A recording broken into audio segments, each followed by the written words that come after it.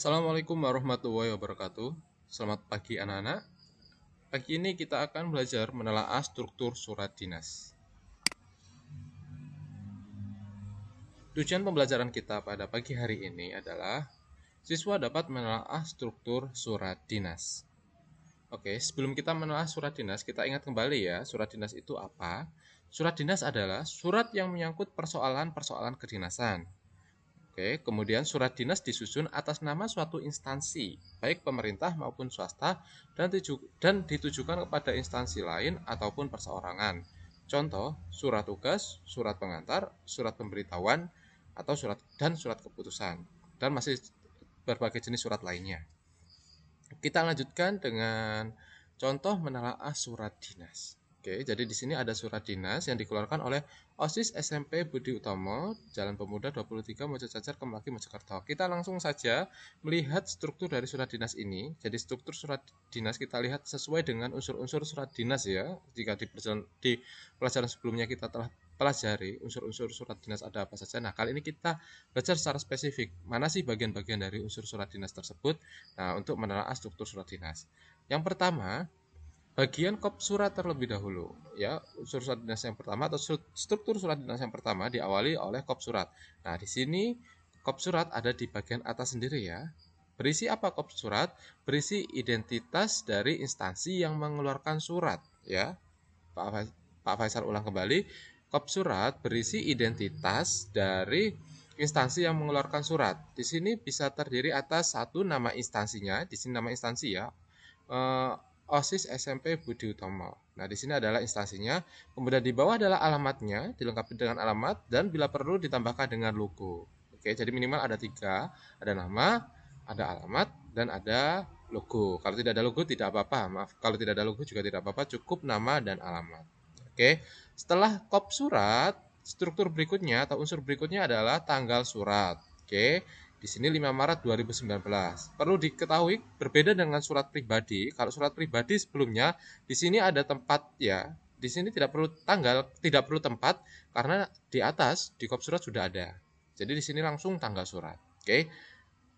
Jadi di sini tidak ada tempat pembuatan surat karena di atas sudah dijelaskan di bagian kop surat. Oke, setelah tanggal surat diikuti dengan nomor. Oke, nomor di sini fungsinya untuk mengurutkan ya, untuk pengkodean dari surat yang dikeluarkan. Di depan ini adalah nomor urut keluar surat, kemudian yang berikutnya adalah kode dari nama instansinya, dan yang terakhir adalah tahun. Di sini fungsinya untuk memudahkan ketika kita dalam mengarsip surat. Ya, nomor di sini ditujukan agar kita mudah ketika mengarsip surat ini. Jadi tahu, tahun 2019 surat ke-14 itu merupakan surat apa. Ini urutannya, urutan keluar suratnya. Sedangkan yang di belakang adalah tahunnya. Ini kode instansi. Kemudian lampiran. Lampiran di sini berisi jumlah lampiran yang disertakan dalam surat ini atau informasi lain yang dilampirkan di dalam surat ini. Nah, kalau di sini tertulis ada strip, ya berarti di sini tidak memiliki lampiran. Tapi kalau ada tertulis di sini satu lembar, dua lembar, berarti selain surat ini masih ada informasi lain yang dilampirkan di belakangnya. Oke, kita lanjutkan lagi. Berikutnya, bagian yang kelima adalah hal. Hal di sini adalah maksud dari surat. Maksud dari surat ini apa? Nah, di sini berarti maksudnya adalah undangan, ya.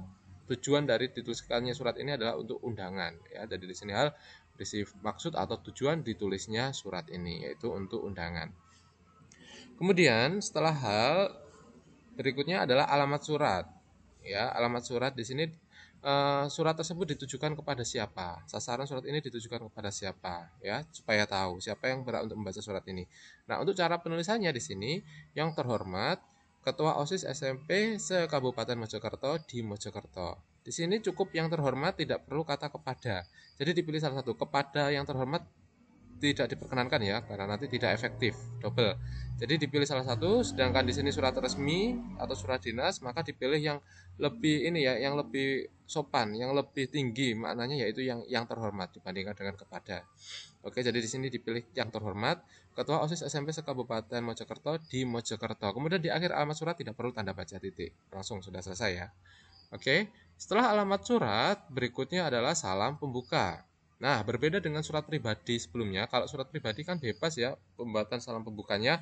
Sedangkan di sini untuk surat dinas salam pembukanya sudah ditentukan ya, ada beberapa sudah lazim digunakan, yaitu menggunakan dengan hormat. Di sini berfungsi untuk menyapa ya. Sapaan hormat di sini ya, menyapa, memberikan penghormatan kepada orang yang menerima surat ya. Jadi di sini salam pembuka terlebih dahulu. Oke, setelah salam pembuka dilanjutkan dengan bagian pembuka, yaitu di sini pengantar sebelum masuk ke isi pengantar. Biasanya berisi latar belakang kenapa kita menulis surat ini, kenapa kenapa kok kita mau memiliki tujuan ini. Nah, latar belakang kita menulis surat biasa ada di pembuka.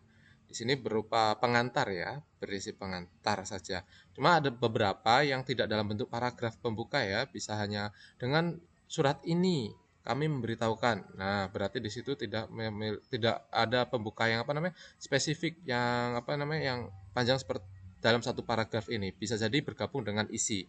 Jadi tidak selalu pembuka ini berdiri paragraf sendiri. Jadi bisa saja bergabung dengan paragraf isi, ya. Bergantung jenisnya, bergantung modelnya ya. Ada yang langsung, ada yang diberikan latar belakang terlebih dahulu seperti ini. Kemudian selanjutnya setelah pembuka sebagai pengantar atau latar belakang kita menulis surat ya. Selanjutnya adalah isi. Nah, isi di sini berkait erat dengan hal ya. Isinya adalah maksud dari surat ini apa. Kalau di sini undangan berarti di sini mengundang kan. Nah, di sini ada kata mengharapkan kehadiran. Berarti di sini kan mengundang. Berkaitan kegiatan tersebut, kami mengharapkan kehadiran saudara untuk mendengarkan teknik pelaksanaan lomba pada dan seterusnya. Nah, ini merupakan isi atau maksud dalam surat. Oke. Kemudian dan satu hal lagi Pak Faisal tekankan untuk isi ini berkesinambungan atau sinkron dengan hal ya. Jadi kalau di sini undangan, isinya juga mengundang. Oke? Jelas ya di sini isi atau maksud surat sinkron dengan hal yang ada di dalam surat. Oke? Setelah isi, kemudian dilanjutkan dengan penutup ya, bagian akhir dari surat. Ada pernyataan akhir di sini, demikian surat ini kami sampaikan. Kemudian juga ada ucapan terima kasih. Nah, ucapan terima kasih yang lazim dibuat adalah seperti ini. Atas perhatian dan kehadiran saudara, kami mengucapkan terima kasih. Nah, di sini atas perhatian dan kehadiran saudara ya, bukan menggunakannya. Saudara menggunakan sapaan ya. Sapaan, kemudian karena sapaan di sini menggunakan huruf kapital, kemudian koma kami karena ini mewakili instansi menggunakan kata kami ya, kami mengucapkan terima kasih. Setelah penutup, kemudian diikuti dengan salam penutup. Kalau tadi salam pembukanya menggunakan dengan hormat, salam penutupnya menggunakan hormat kami ya. Untuk ini ya sapaan hormat lagi ya di sini. Di awal kita sudah menyapa dengan hormat, di akhir juga menyapa dengan hormat ya. Tapi di sini menggunakan hormat kami. Kemudian terakhir yaitu ada nama dan tanda tangan. Untuk nama dan tanda tangan di sini yang berhak menandatangani adalah orang yang jabatannya tertinggi di instansi ini. Karena ini OSIS, maka yang menandatangani adalah ketua OSIS. Oke, setelah nama dan tanda tangan dilanjutkan dengan bagian terakhir adalah tembusan. Tembusan belum tentu tidak selalu ada ya, karena bisa jadi ada beberapa surat yang tidak memiliki tembusan. Tembusan di sini fungsinya bahwasanya surat ini selain ditujukan kepada ketua OSIS SMP Sekabupaten Mojokerto juga telah diberikan kepada kepala SMP Budi Utomo dan pembina OSIS. Ya, dalam hal ini tembusannya ada dua, kepala SMP Budi Utomo dan pembina OSIS. Meskipun surat ini tidak ditujukan untuk mereka, hanya digunakan sebagai informasi saja untuk kepala SMP Budi Utomo dan pembina OSIS.